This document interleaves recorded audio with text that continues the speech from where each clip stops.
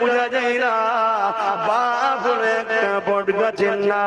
এই তোমার বাড়ির কোণে যদি পড়ে থাকে, জেনে রেখে দেবে ওটা তোমার জন্য বট গাছ হয়ে রয়েছে।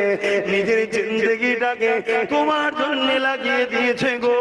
তোমার কোনো কষ্ট হলে মাকে বকতো গো, তোমার কোনো অসুবিধা হলে তার স্ত্রীকে বকতো গো, তোমার কোনো বিমারে পড়ে গেলে রাত 12টা 1টা 2টোর সময় ঝড় চলছে, তুফান চলছে, এমন করে বাস চমকাচ্ছে, বিদ্যুৎ চমকাচ্ছে, তোমার আম্মা তোমার আব্বাকে বলেছিল প্রাণের স্বামী বাচ্চার জ্বরটা বেড়ে গেছে, মাথাটা গরম হয়ে যাচ্ছে, এত পানি দিচ্ছি কিছুতেই থামছে না, বাচ্চাটা বমি করছে, বন্ধ হচ্ছে না।